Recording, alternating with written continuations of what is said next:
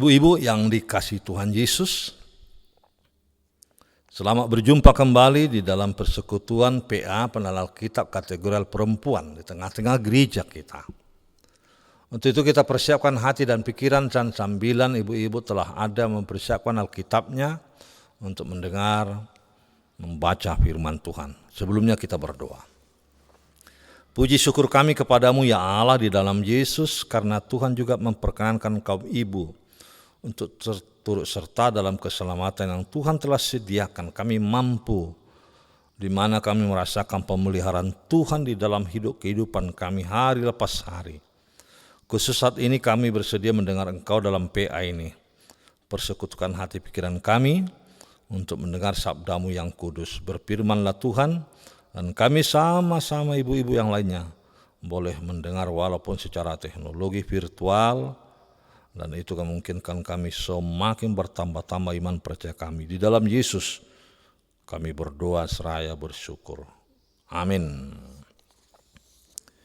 Ibu-ibu yang dikasihi Tuhan, firman-Nya menjadi bahan PA adalah dari Evangelium Yohanes pasal 6. Ayat 1 sampai 15 kita akan bacakan tentang Yesus memberi makan 5.000 orang. Saya bacakan untuk kita ibu-ibu. Sesudah itu Yesus berangkat ke seberang danau Galilea, yaitu danau Tiberias. Orang banyak berbondong-bondong mengikuti dia karena mereka melihat mujizat-mujizat penyembuhan yang diadakannya terhadap orang-orang sakit. Dan Yesus naik ke atas gunung dan duduk di situ dengan murid-muridnya, dan Paskah raya orang Yahudi sudah dekat. Ketika Yesus memandang sekelilingnya melihat bahwa orang banyak berbondong-bondong datang kepadanya, berkatalah ia kepada Filipus, "Di manakah kita akan membeli roti supaya mereka ini dapat makan?" Hal itu dikatakannya untuk mencobai dia, sebab ia sendiri tahu apa yang hendak dilakukannya. Jawab Filipus kepadanya, "Roti seharga 200 dinar tidak akan cukup untuk mereka ini, sekalipun masing-masing mendapat sepotong kecil saja." Seorang dari murid-muridnya, yaitu Andreas saudara Simon Petrus, berkata kepadanya, "Di sini ada seorang anak yang punya 5 roti jelai dan 2 ikan, tetapi apalah artinya itu untuk seorang sebanyak ini?" Kata Yesus, "Suruhlah orang-orang itu duduk." Adapun di tempat itu banyak rumput, maka duduklah orang-orang itu, kira-kira 5.000 laki-laki banyaknya. Lalu Yesus mengambil roti itu, mengucap syukur dan membagi-bagikannya kepada mereka yang duduk di situ. Demikian juga dibuatnya dengan ikan-ikan itu sebanyak yang mereka kehendaki. Dan setelah mereka kenyang, ia berkata kepada murid-muridnya, "Kumpulkanlah potongan-potongan yang lebih supaya tidak ada yang terbuang." Maka mereka pun mengumpulkannya dan mengisi 12 bakul penuh dengan potongan-potongan dari 5 roti jelai yang lebih setelah orang makan. Ketika orang itu melihat mujizat yang telah diadakannya itu, mereka berkata, "Dia ini adalah benar-benar nabi yang akan datang ke dalam dunia." Karena Yesus tahu bahwa mereka hendak datang dan hendak membawa dia dengan paksa untuk menjadikan dia raja, ia menyingkir pula ke gunung seorang diri. Sedemikian pembacaan kita, ibu-ibu. Satu pertanyaan mendasar kepada ibu-ibu kategori perempuan dimanapun yang mendengar dan bahkan ikut dalam persekutuan ini. Motivasi apakah yang ada bagi kita dalam mengikut Yesus? Apakah persis sama seperti orang banyak di kala itu mengikut Yesus untuk melihat tanda-tanda mujizat penyembuhan bagi orang sakit? Kita membaca bahwa begitu banyak ikut Yesus, bahkan berbondong-bondong ibarat orang nonton sirkus atau hanya untuk nonton sulap. Kita dapatkan itu penjual obat di jalanan yang bisa membuat orang terkagum-kagum. Kini situasinya diperhadapkan dengan kita. Yesus di kala itu melihat orang banyak mengikut dia hingga ke seberang danau Galilea, bahkan sudah menjelang sore. Dan Yesus tergerak hatinya oleh belas kasihan untuk menjamu dan memberi makan. Namun di kala itu untuk mencari warung nasi, persediaan makan untuk 5.000 orang adalah hal yang mustahil, ibu-ibu. Namun kita mengingat firman, tiada yang mustahil bagi Tuhan. Jika Yesus membuat tanda mujizat yang diperbuatnya ini menunjukkan supaya orang banyak semakin mengenal, semakin percaya siapa dia sesungguhnya. Ini penting. Kenapa? Karena banyak orang mengikut Yesus, mencari Yesus hanya sekedar ingin menyaksikan dia melakukan mujizat. Padahal sebelumnya telah dilakukan mujizat penyembuhan. Kini mereka ingin lagi dan ingin merasakan langsung mujizat itu. Itulah yang diterima mereka ketika Yesus melayani mereka memberi makan 5.000 orang. Dari perkiraan segi finansial haruslah sesungguhnya untuk memberi makan, menjamu 5.000 orang harus cukup uang dan tidak tanggung-tanggung untuk membeli makanan sebanyak itu. Dan Filipus mewakili kita barangkali memperkirakannya untuk gaji seorang karyawan pegawai selama 8 bulan tidak cukup untuk memuaskan mereka. Paling-paling dikatakannya hanya mendapat potongan kecil roti, ayat 7. Kini Andreas juga angkat bicara. Dia menyelidiki siapa-siapa yang bawa bekal makanan. Dan dia menemukan 5 roti 2 ikan punya seorang anak kecil. Mungkin dia penjajah makanan di kala itu. Atau membawa bekal makannya sendiri. Tapi melihat 5 roti 2 ikan tentu maksudnya juga menjajakan pedagang nasi keliling. Wajar Andreas berkata, apa artinya bila dibandingkan dengan jumlah 5.000 orang? Dengan 5 roti 2 ikan tidak seberapa dan tidak mungkin. Tapi Yesus itu semua untuk menguji iman 2 orang ini. Bagi Yesus itu kesempatan di mana Tuhan akan menunjukkan kuasa-Nya. Sehingga yang pertama kita temukan dalam nats ini kemampuan seseorang. Pertama, mengucap syukur atas apa yang ada. Mengapa demikian? Walau hanya 2 ikan, hanya ikan dan roti yang seadanya, tentu kita harus mengucap syukur apa yang ada di rumah makan. Apa yang tersedia, jangan menuntut banyak. Kita masih diberi kesempatan untuk menikmati pemberian Allah dalam arti makan. Tidak harus berlebihan, tidak harus mewah. Namun keadaan membuat kita menerima pemberian itu dengan rasa syukur dan terima kasih atas pemberian Tuhan untuk kebutuhan jasmani. Terlebih dalam situasi pandemi sekarang, banyak orang butuh mangan, banyak orang butuh sesuap nasi untuk memperpanjang kebutuhan hidup ini. Yesus berdoa. Yesus mengucap syukur dan membagi-bagi makanan itu kepada orang banyak. Ibu-ibu yang dikasih Yesus bukan berarti situasi di kala itu tidak enak. Kebetulan disebutkan rumput, memungkinkan orang banyak duduk berbaris dengan tertib. Namun demikian susahlah mengatur 5.000 orang. Sedangkan mengatur 50 orang kalau pada keadaan saat mau makan repot. Apalagi kebanyakan perempuan. Ini memang kebetulan aja laki-laki 5.000 orang.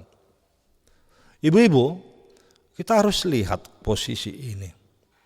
Kalau di kala itu sudah cukup rumput tempat alas duduk mereka. Sama seperti kita menikmati makan di rumah, di restoran, dimanapun. Bukan berarti kita tidak bisa mengecap yang baik. Situasi di restoran, di manapun makanan enak. Kalau kita bawa ke rumah bersama-sama keluarga enak itu. Ketimbang hanya kita menikmati di luar sana, anak-anak tidak turut ambil bagian. Itu yang pertama, ibu-ibu. Sehingga kita harus melihat kondisi ini. Dan kita baru mau harus peduli pada orang.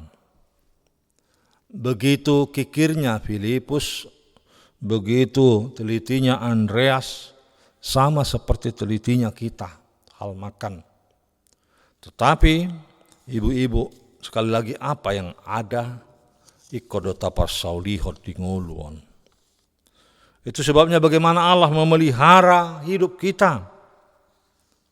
Sebagaimana Allah memelihara Israel di padang gurun dan memberi makan manna pada waktunya di zaman Musa. Yang penting mujizat yang mengesankan bagi orang banyak di kala itu, tumbuhlah iman percaya. Itu sangat perlu. Bagaimana sekali lagi Allah memelihara umatnya. Yang kedua, kita dibawa kepada pemahaman jika Yesus menjamu 5.000 orang. Yang kedua ini orientasi pemikiran yang berbeda tentang kehendak Allah. Mujizat, kalau kita lihat apa yang diperbuat Yesus, membuat orang terkesan dan akan mengangkat dia menjadi raja.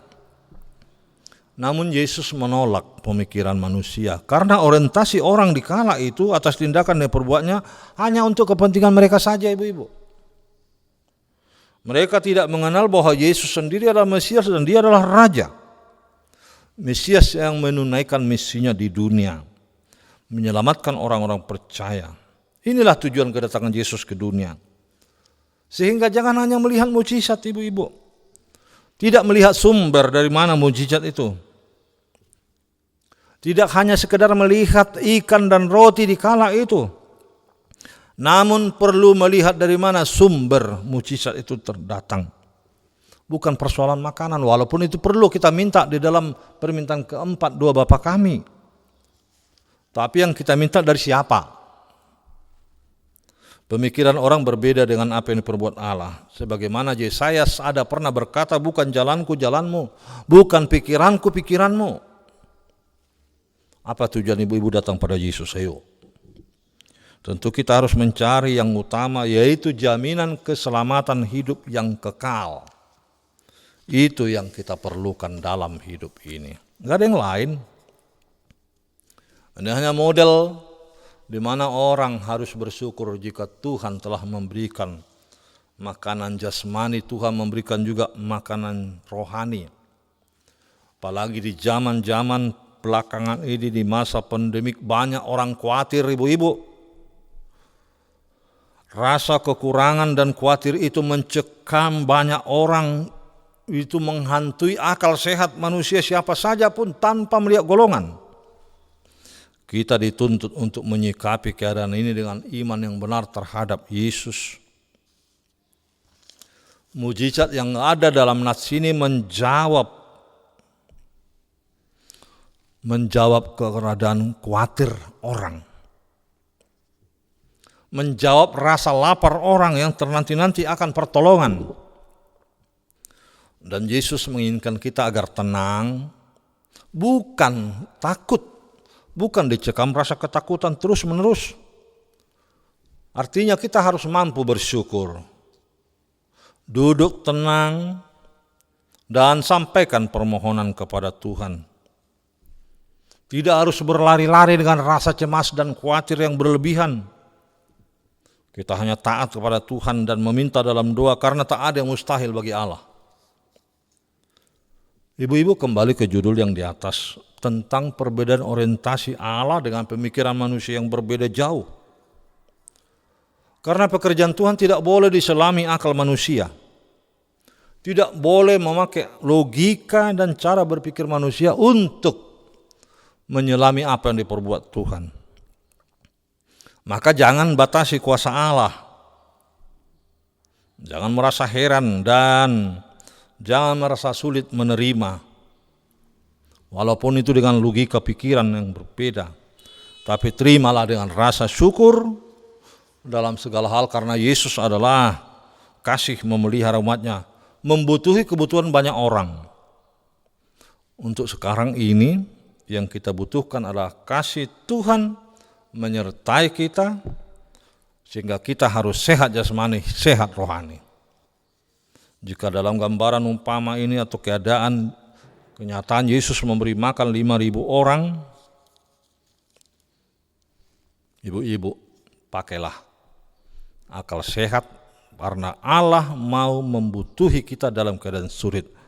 Dan dia yang pertama menjangkau apa yang kita pikirkan.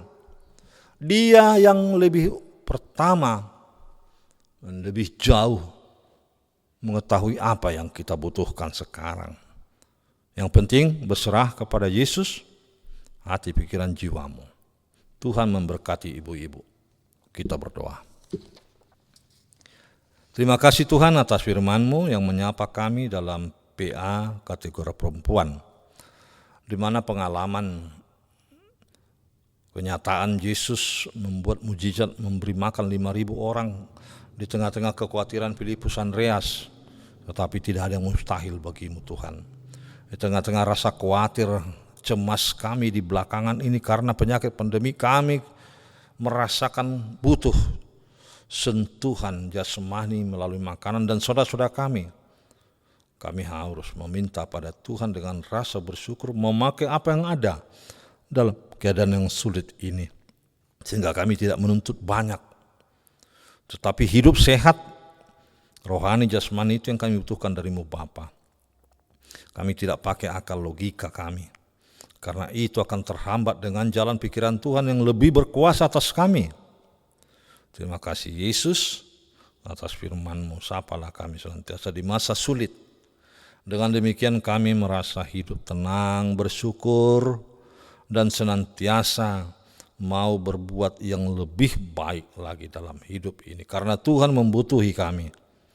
Dan kemudian jasmani rohani, dan kami akan berusaha terus untuk tetap setia hidup di bawah kuasa kasih karunia-Mu ya Yesus. Terima kasih Bapa.